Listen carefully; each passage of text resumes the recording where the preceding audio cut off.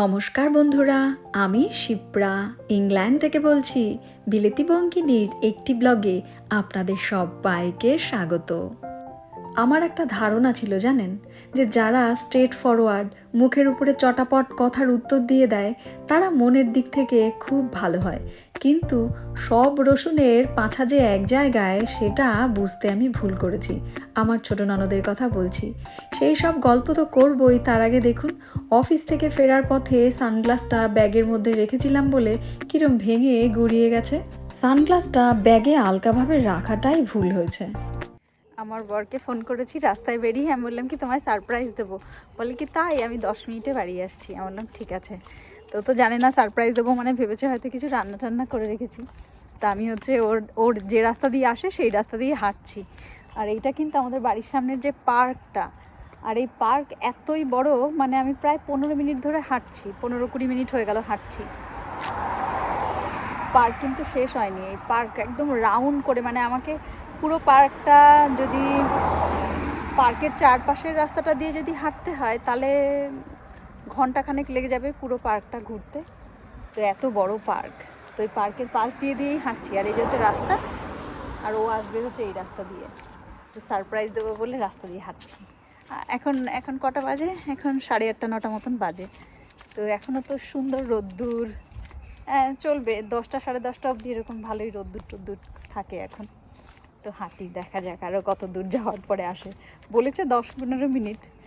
তো আমি রাস্তায় বেরিয়ে আরও 10 মিনিট হাঁটার পরেই ওকে কল করেছিলাম।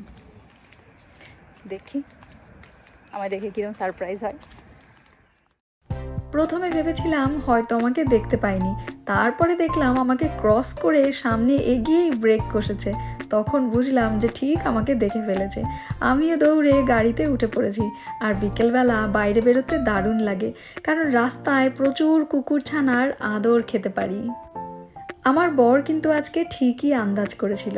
আমি যখন ওকে বলি যে সারপ্রাইজ আছে, তখনই ও বুঝে যায় যে রান্নায় কিচ্ছু একটা এমন কিছু করছি যেটা ও খুব পছন্দ করবে।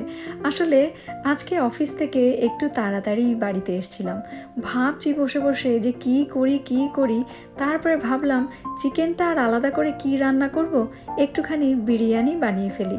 আর আমি কিন্তু এরম ঘরোয়া উপায়ে যে বিরিয়ানি বানাই সেটা কিন্তু হেলদি হয় আর তেমনি টেস্টিও হয়। আমরা বাড়িতে যেরকম সাধারণ চিকেনের ঝোল বানাই না, বা চিকেন কষা, ঠিক তেমনি চিকেন কষা বানাতে যতটা তেল লাগে এই বিরিয়ানি বানাতে কিন্তু আমার ততটাও তেল লাগে না। কারণ চিকেনটা আমি ম্যারিনেট করি অনেকটা টক দই দিয়ে, আর টক দই দিয়ে চিকেন ম্যারিনেট করলে তাতে কিন্তু তেল লাগে না বললেই চলে। যেটুক তেল লাগার সেটা হচ্ছে এই বেরেস্তা বানানোর সময়। বেরেস্তা বানানোর পর যে তেলটুখানি বেঁচে থাকে সেই তেলটা দিয়েই আমি চিকেনটা কষিয়ে রান্না করি। আর মশলা বলতে ঘরে যা সব মশলা আছে ঠিক তাই দিয়েই কিন্তু হয়ে যায়। শুধু গন্ধটা বাড়ানোর জন্যে আমি একটা স্টার অ্যানিস দেই। 4-5 দিন আগে মোবাইলটা যেই ধরেছি দেখি এক ডায়েটিশিয়ানের দারুণ সুন্দর একটা ইন্টারভিউ এসছে। ভাবলাম চলো ডায়েট সম্পর্কে যখন বলছে তখন একটু শোনা যাক। সেখানটায় সে বলছিল যে বাঙালি মানেই তো একটু ভুঁড়ি থাকে, কিন্তু বাঙালি কিন্তু আস্তে আস্তে নিজেদের ভোল বদল করছে। সত্যিই তাই, এখন কিন্তু বাঙালিরা খাদ্য সম্পর্কে অনেক সচেতন। তবে এই বিরিয়ানিটা ঠিক বাঙালিরা ছাড়তে পারে না।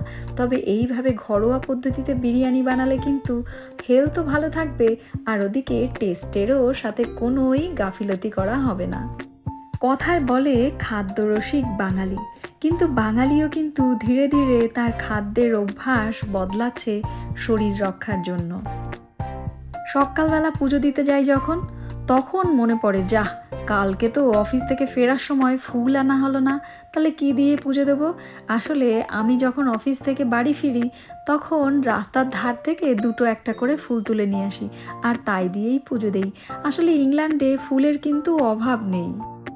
শুধু ফুল বললে হয়তো ভুলই হবে, কারণ আপনারা আমার ব্লগে তো দেখেছেন যে রাস্তার ধার থেকে আমি কত রকমের ফল তুলে তুলে খাই। সত্যি আমার দারুণ লাগে।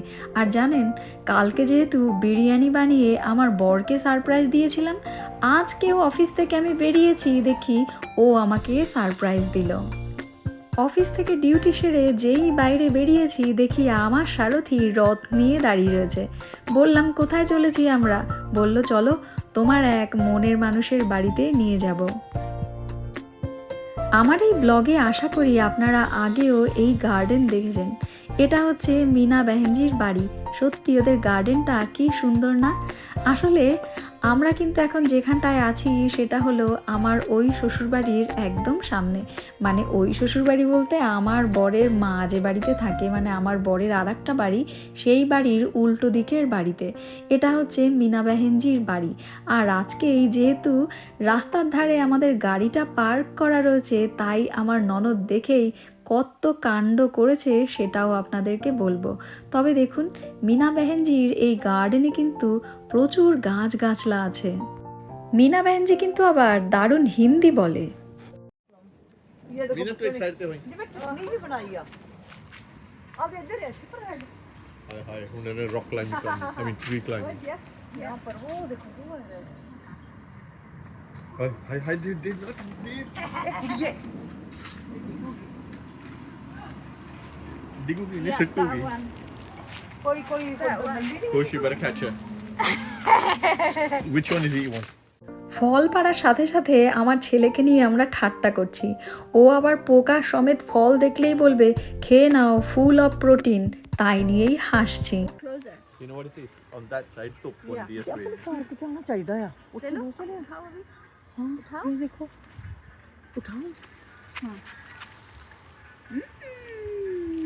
खाओ वाओ अपनी गार्डन च आप स्क्रम्प करी जाने हैं दिस इज द बॉल पता क्यों नहीं इधर हो रहे हमारे यहाँ धूप नहीं लग रही। এত গরমে সবাই হাঁসফাঁস করছে, তার মধ্যে আবার আগুন জ্বেলেছি। আমাদেরকে দেখে আপনাদের নিশ্চয়ই মনে হবে যে মাথা খারাপ। তবে কি বলুন তো, মনের মিল থাকা মানুষগুলো এক জায়গায় হলে এরম পাগলামো কিছুটা চলেই। প্রথমে তো কেনা কাঠগুলো দিয়ে আগুন জ্বালানো হলো, পরে আবার এখান থেকে আমি কুড়িয়ে কুড়িয়ে কত শুকনো শুকনো কাঠ এনে এই আগুনটা বিশাল বড় করেছিলাম। আর এই দেখুন, আমার বরের হাতে আবার লেডি বার্ড। এরা বিশ্বাস করে যে লেডি বার্ড গুড লাক নিয়ে আসে। মিনা বেহেনজিদের আবার একটা কাপড়ের ফ্যাক্টরি আছে, আর সেই ফ্যাক্টরিতেই একজন জব করে। তার বাড়িতে হয়েছে প্রচুর লাউ। সেখান থেকেই সে কতগুলো লাউ দিয়েছিল মিনা বেহেনজিকে। আর সেই লাউ খেতে পারবে না এত বেশি, তাই আমার শাশুড়িকে দিতে গেছিল। যখন আমার শাশুড়িকে দিতে গেছিল তখন আমার বড় ওই বাড়িতে ছিল। তখন মিনা বেহেনজি বলেছে যে শিপ্রাকে নিয়ে একবার এসো। আর যেহেতু আমার অফিস এখান থেকে বেশি দূর নয়, তাই আমার বর আমাকে অফিসে আনতে গেছিলো। যে সেখান থেকে আমরা ডাইরেক্ট মিনা বেহেনজির বাড়িতে এসেছি। আর আমাদের গাড়িটা ছিল বাইরে পার্ক করা। এটাই হয়েছে কাল বিকেল 4টেয় আমার অফিস শেষ হয়েছে। আর আমার বর 4টে অবধি কিন্তু আমার শাশুড়ির কাছেই ছিল। 4টের সময় আমার অফিস শেষ হওয়ার পর ও আমাকে নিয়ে এই বাড়িতে এসছে। 9:30 যখন বাজে তখন আমার ননদের ফোন এলো। আর ফোনের মধ্যে এসে এত ধমকাতে শুরু করলো আমার বরকে যে আগের মতো যত্ন নিস না, মায়ের প্রচণ্ড শরীর খারাপ, মা থরথর করে কাঁপছে, এই সব বাহানা শুরু করলো। আর আমার বর দেখুন কেমন হাতে ফোন নিয়ে প্যানিক করতে শুরু করেছে। বরকে বললাম, রাস্তার ধারে তোমার গাড়ি আছে সেটা দেখেই তোমার বোন এরম ফোন করতে শুরু করেছে। তা না হলে 9:30টার সময় কেন কল করে বলবে যে কোথায় আছিস? 9:30টার সময় তুমি তোমার বউয়ের কাছে থাকবে, সেটাই তো সবাই জানে। আর তোমার মায়ের কাছে লোক আছে বলেই না তুমি আমার ওখানটায় থাকছো। যদি এই বাড়িতে কেউ না থাকতো তখন তো তোমাকেই এই বাড়িতে থাকতে হতো। আসলে ও গাড়িটা দেখেই এরম করছে।